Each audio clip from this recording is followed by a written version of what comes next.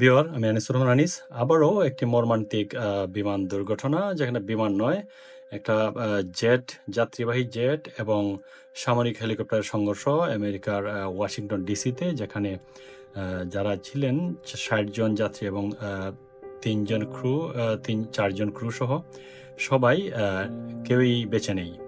যেটা সিএনএন এইমাত্র নিউজটি দিয়েছে, মাত্র just before few minutes CNN ব্রডকাস্টেড the news that no survivors, এবং president Donald Trump said there were no survivors after last night's mid-air collision between an American Airlines regional jet and a US Army Black Hawk helicopter in the Washington DC, যেটা খুবই মর্মান্তিক এবং দুঃখজনক। যুক্তরাষ্ট্রের Washington ডিসিতে American এয়ারলাইন্সের একটি যাত্রীবাহী jet বিমানের সাথে একটি সামরিক হেলিকপ্টারের সংঘর্ষ হয়েছে, এবং সেটা ফেডারেল এভিয়েশন অ্যাডমিনিস্ট্রেশন, সিএনএন সহ বিবিসি সবাই নিশ্চিত করেছে।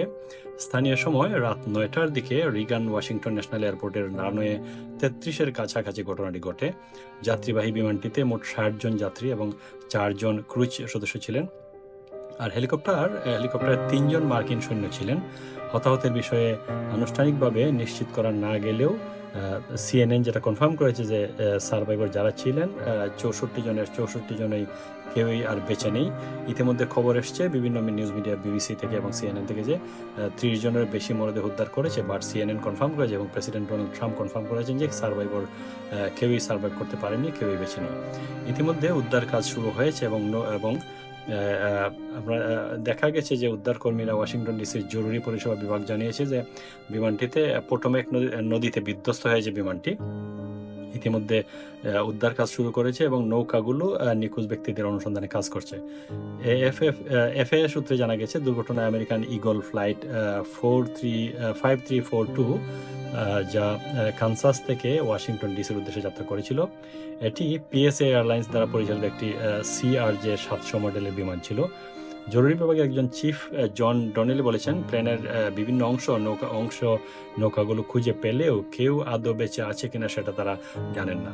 মার্কিন গণমাধ্যমের খবরে বলা হয়েছে বিমান বিধ্বস্ত হয়ে কয়েক ভাগে বিভক্ত হয়েছে, আর হেলিকপ্টারটি প্লেনের কাছেই পানিতে অক্ষত অবস্থায় উল্টে ছিল।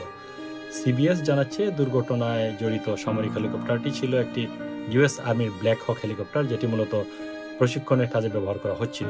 হেলিকপ্টারটিতে কোনো উচ্চপদস্থ সামরিক কর্মকর্তা ছিলেন না, জানিয়েছেন একজন কর্মকর্তা। রাতের বেলা ওয়াশিংটন ডিসি এবং এর আশপাশের এলাকায় তাপমাত্রা হিমাঙ্কের নিচে নামতে পারে বলে ন্যাশনাল ওয়েদার সার্ভিস পূর্বাভাস দিয়েছে, যা উদ্ধার কাজের জন্য চ্যালেঞ্জ হতে পারে। ওয়াশিংটনে প্রেসিডেন্টের অভিষেক অনুষ্ঠানে কিছুদিন আগে বাইরের দাবার বদলে ক্যাপিটালের ভেতরে করা হয়েছিল ঠান্ডার কারণে, আর সেখানে রাতের বেলা আলো না থাকা অবস্থায় এতটা ঠান্ডার মাঝে উদ্ধার কাজ আরও কঠিন হতে পারে বলে জানাচ্ছে যারা উদ্ধারকর্মীরা। উদ্ধার কাজ রাতভর চলবে বলে জানানো হচ্ছে। অন্তত 300 উদ্ধারকর্মী নদী জুড়ে তল্লাশি চালিয়ে যাচ্ছেন, কিন্তু যদি তাপমাত্রা হিমাঙ্কের নিচে চলে যায় তাহলে উদ্ধার কাজে বিঘ্ন ঘটতে পারে।